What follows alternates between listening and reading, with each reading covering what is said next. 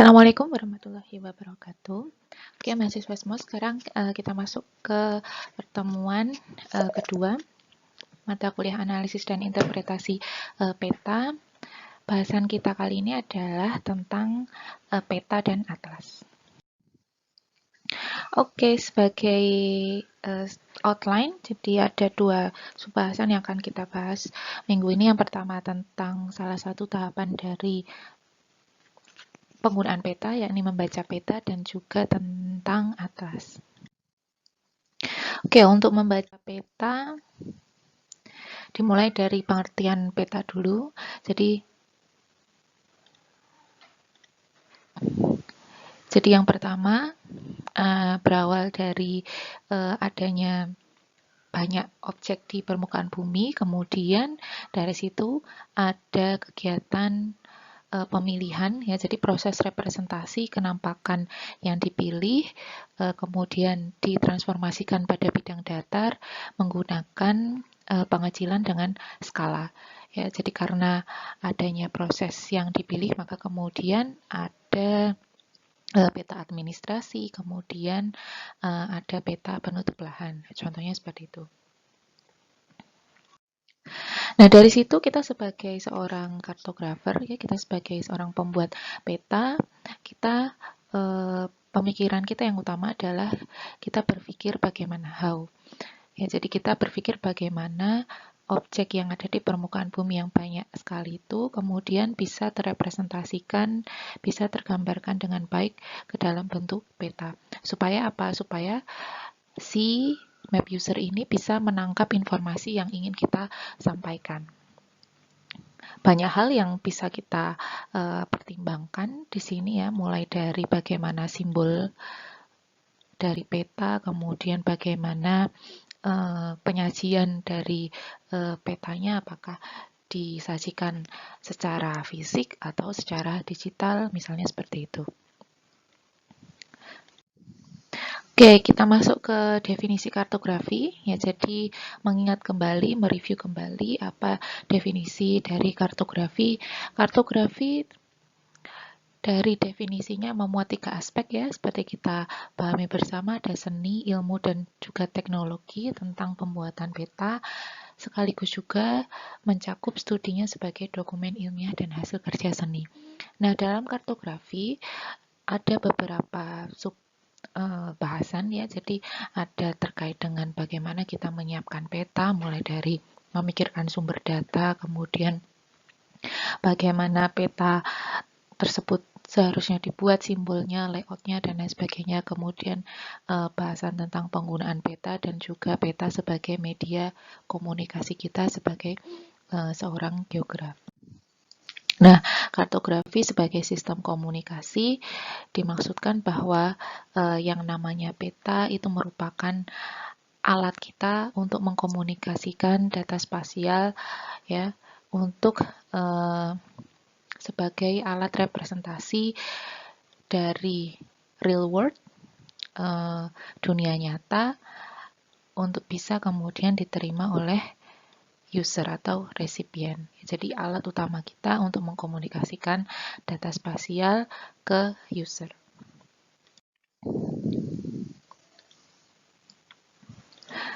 Jadi peta dia mencerminkan berbagai informasi dalam berbagai cara. Nah, kita sebagai seorang geograf menggunakan peta untuk mendapatkan informasi. Ya, kita juga bisa menggunakan peta sebagai sumber data. Jadi peta bagi kita tidak hanya sebagai produk atau hasil pekerjaan kita, tetapi kita juga bisa menggunakan peta sebagai sumber data kita. Sehingga kita menggunakan peta yang pertama untuk mendapatkan informasi. Kemudian yang kedua untuk bisa melihat hubungan spasial atau hubungan keruangan antar fenomena yang kita kaji. Kemudian yang ketiga adalah untuk mendukung penyusunan data statistik dan juga identifikasi problem dari geografi di satu wilayah.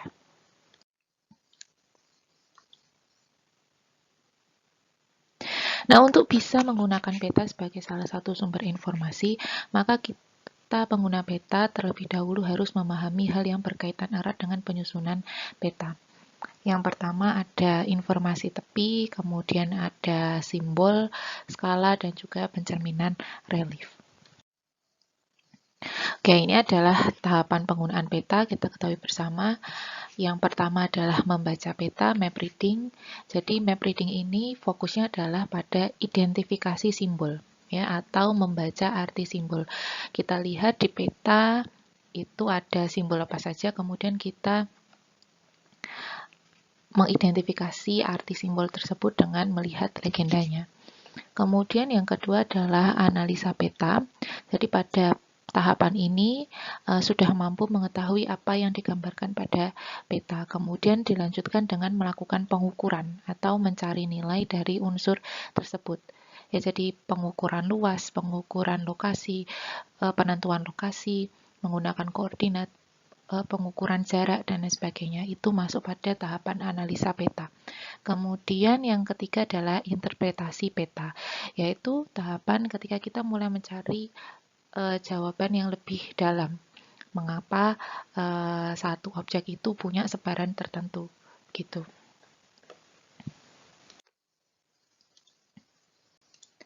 Oke, pada tahapan membaca peta, kita ketahui dari informasi tepi, ya, mulai dari banyak sekali informasi yang bisa kita lihat, bisa kita dapatkan pada informasi tepi peta, ada tahun, kemudian cara kompilasi, sehingga kita bisa tahu seberapa update data yang ada di peta tersebut, kemudian skala, ya ini berkaitan dengan tingkat ketelitian serta cakupan dari area pemetaan, kemudian ada tujuan peta dilihat dari judul, kemudian ada proyeksi, dan lain sebagainya.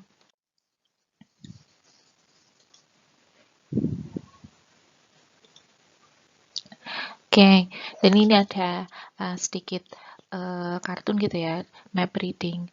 Ada yang bilang, can you read the map? Of course. Kamu bisa baca peta, nggak tentu. If you are going to visit your brother in Needles, you'll need a map. Kalau kamu ingin mengunjungi saudaramu, kamu perlu peta. Terus si Snoopy-nya dia bilang, I'm good at reading maps. Saya pinter loh baca petanya.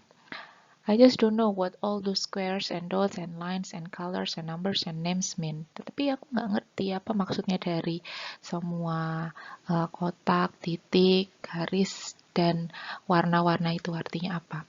Nah, jadi dari sini kita pahami bahwa yang namanya map reading itu tidak hanya melihat, oh di sini tuh ada di satu wilayah itu ada simbol kotak, ada warna merah, ada warna hitam, dan lain sebagainya. Tapi lebih dari situ, map reading ini maksudnya, atau membaca peta ini maksudnya adalah mengidentifikasi arti dari simbol tersebut. Gitu ya. Jadi tidak hanya tahu di sini ada kotak, di sini ada bulatan, dan lain sebagainya. Ya, jadi tadi membaca peta diartikan sebagai memahami isi peta berdasarkan simbol yang ada peta tersebut dengan bantuan dari legenda peta. Ya, jadi kalau di sini di bagian ini adalah muka peta, kemudian pada informasi tepi kita jumpai legendanya, ya. Dan kalau kita perhatikan legendanya, ini simbolnya dia dikelompokkan ya berdasarkan bentuk dan juga temanya. Mulai dari simbol titik, garis, kemudian yang area. Ya, jadi ada banyak hal yang bisa kita dapatkan informasi terkait dengan pembuatan peta dan juga simbol, arti simbol pada informasi tepi. Ya, ini adalah judul, kemudian ada skala, nomor lembar, kemudian area yang dipetakan, kemudian ada edisi berapa. Ini untuk legenda. Kemudian untuk simbol, kita ketahui ada simbol piktorial, artinya simbol tersebut menyerupai objek yang disimbolkan. Kemudian geometrik, berarti dia menggunakan bentuk yang geometris dan juga ada simbol huruf dan angka, ya. Itu adalah macam-macam simbol. Kemudian penggunaan warna. Untuk warna, jadi ada warna-warna tertentu yang sudah identik untuk bisa menggambarkan, merepresentasikan satu objek, ya, seperti warna biru itu untuk tubuh air, kemudian hijau itu untuk vegetasi, red itu untuk menggambarkan sesuatu yang hangat atau sesuatu yang sangat penting atau sesuatu hal yang bahaya gitu. Ya, jadi ada warna-warna tertentu yang dia sudah identik untuk menggambarkan satu objek.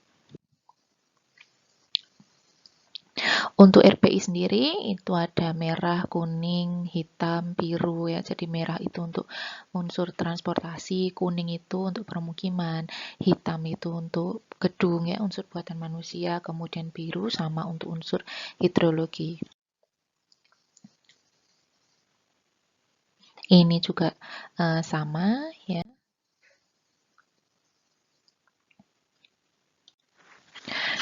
Nah, ketika kita melihat simbol, kita juga perlu pahami,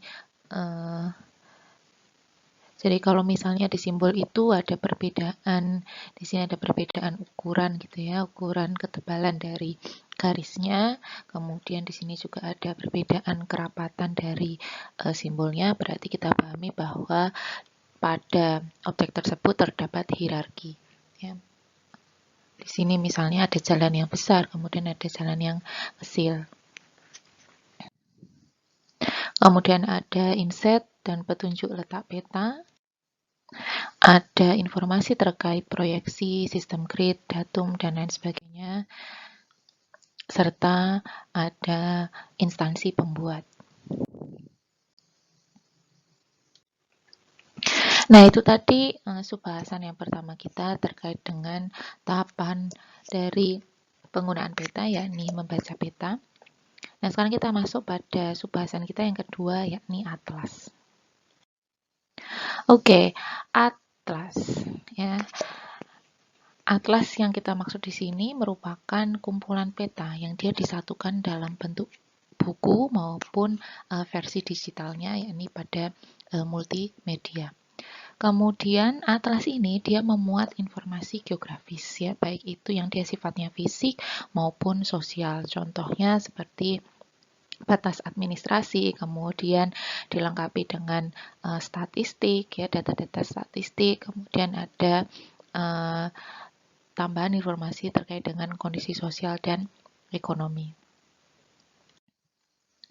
Nah, ada banyak jenis atlas, ya, mulai dari atlas dunia, kemudian atlas negara, ada atlas bagian negara seperti atlas region, kemudian ada atlas provinsi, atlas kota, dan atlas tematik.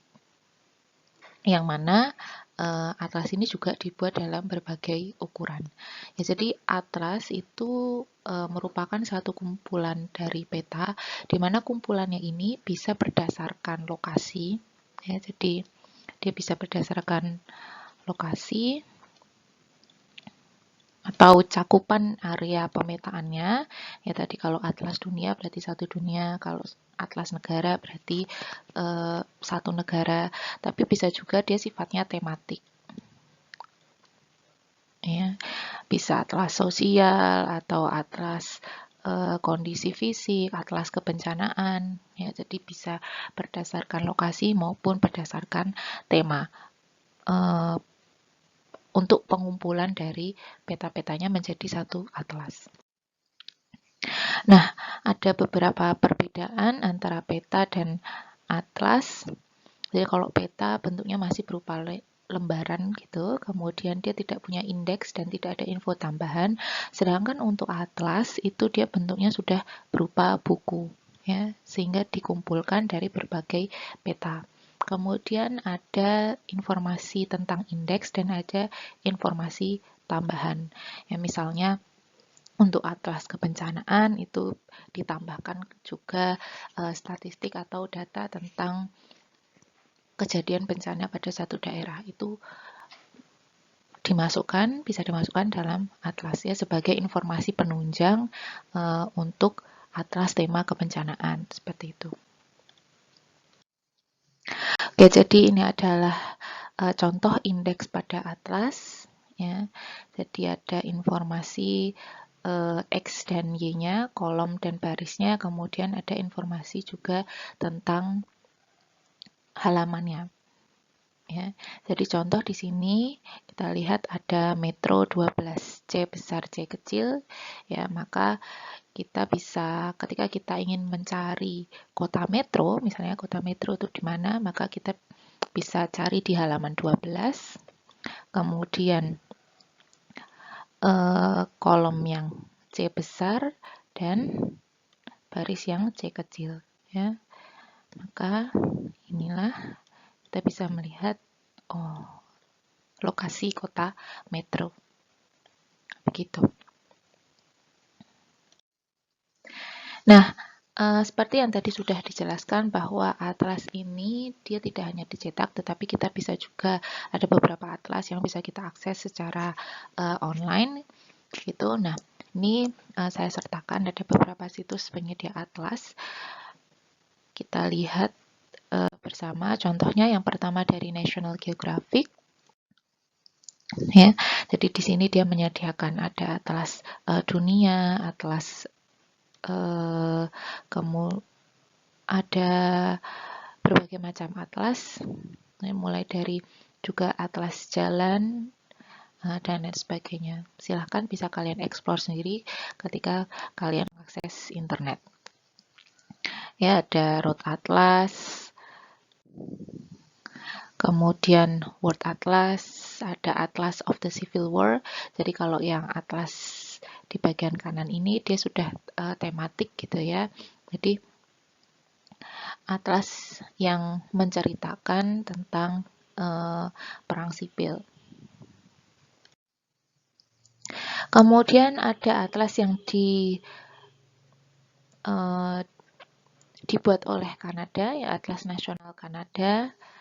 Di sini ini termasuk atlas nasional ya, jadi penggambarannya atau cakupan area pemetaannya adalah satu negara, satu Kanada. Ada banyak hal pada bagian kontennya, ada terkait dengan kependudukan, kondisi ekonomi, sejarah lingkungan, kondisi kesehatan, maupun juga kondisi fisik dari topografi wilayah. Ya, ini adalah salah satu contoh tampilannya pada Atlas of Canada. Kemudian ada freeworldmaps.net. Di sini kita bisa dapatkan banyak jenis peta. Worldatlas.com. Ya, jadi di sini juga bisa kita dapatkan misalnya World Population Clocks, hal yang berkaitan dengan politics, kemudian Flags of the World, banyak hal. Kemudian ada tambahan informasi terkait dengan kondisi kependudukannya.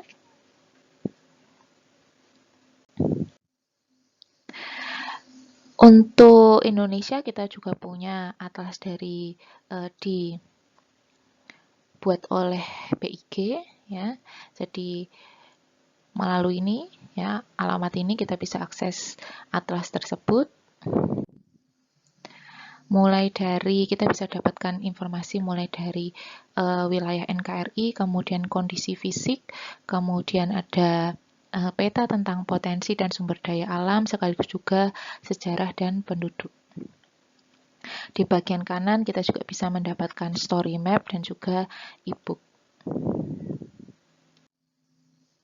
Ya, ini adalah salah satu contoh petanya terkait dengan kondisi fisik dan lingkungan alam, yakni sebaran gunung api. Kemudian ada juga yang menarik ya, ini adalah atlas taktual. Atlas taktual ini dia dibuat khusus, usernya adalah orang yang tunanetra, sehingga atlasnya ini timbul. Nah, seperti ini contoh atlas taktual.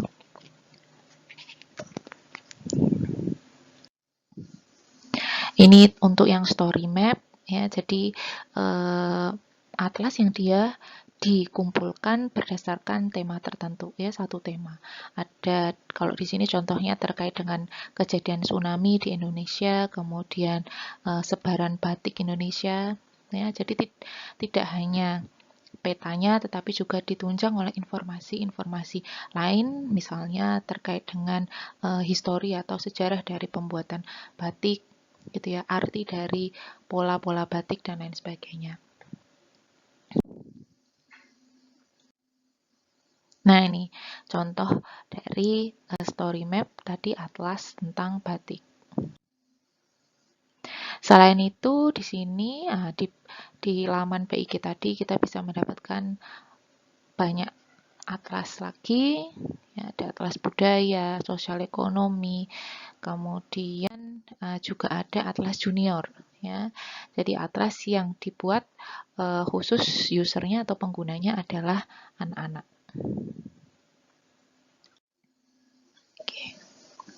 Oke, jadi itu tadi